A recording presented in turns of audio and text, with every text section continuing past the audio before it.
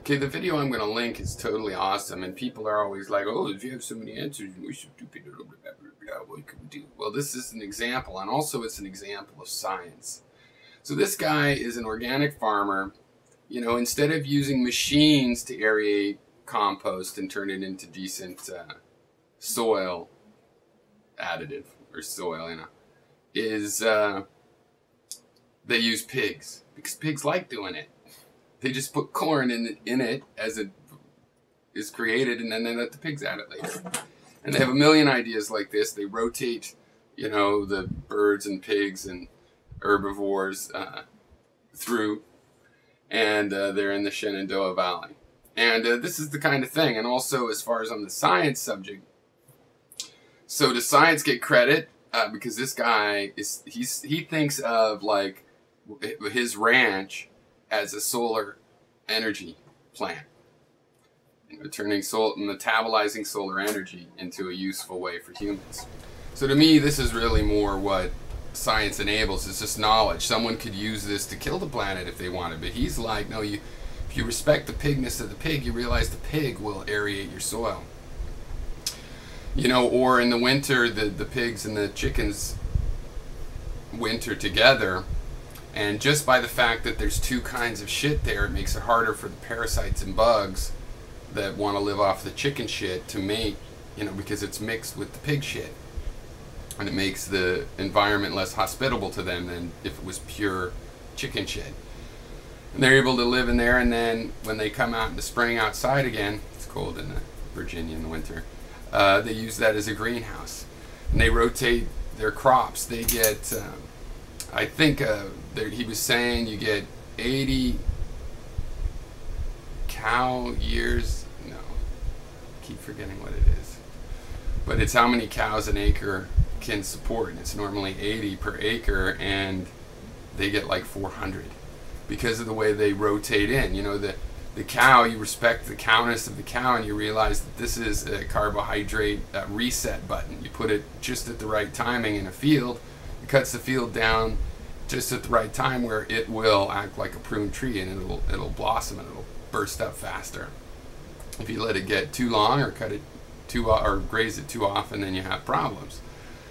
And so he gives a talk at UC Berkeley, all you anti-GMO types. Though the one problem is that people that believe in an ecological system will start to see that in order to farm, you need herbivores to put, you know, cow shit and so on, and you need the chicken shit, and you need all of this back in the ground. So really, vegetarians, in some sense, need to co-opt the animals. But now the way he uses the animals is he's a partner with them, and so what he does with the pigs is there's layers of wood chips and straw and stuff in the place where the cows come and eat in the winter when they can't eat off the grass. They eat hay. And he gets like 3 or 4 feet deep, but they sprinkle corn. They keep sprinkling corn. And then months later, and the corn's a little bit fermented, the pigs love them. And then the pigs have the job of going in there and finding the corn. And as they do, they turn all of the oxygen poor, you know, compact into aerobic, you know, compost. It's good for fertilization. And they like it. And he doesn't have to buy a machine that requires a huge farm. You know, 2 pigs, it works with, you know, 2,000 pigs. You can, and you have something that he makes really cool. He talks in a great way, and he makes really cool distinctions. He's like, you can't treat animals like machines.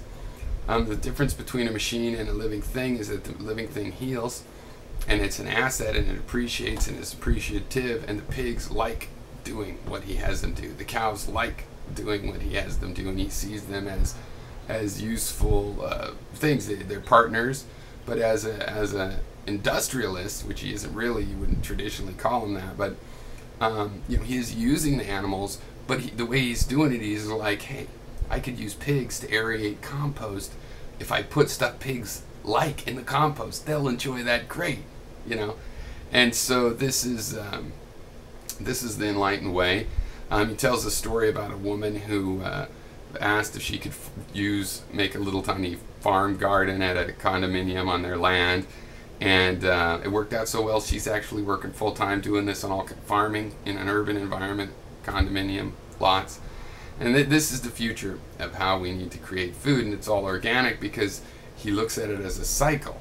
You know, you move the cows through, and you move the chickens after them, and then you put the pigs in one place, and he has all this stuff going, and he talks about human impact on the earth and the disturbance, and how you can make that disturbance massage. You can, interact. And anyway, it's fantastic. You need to watch it.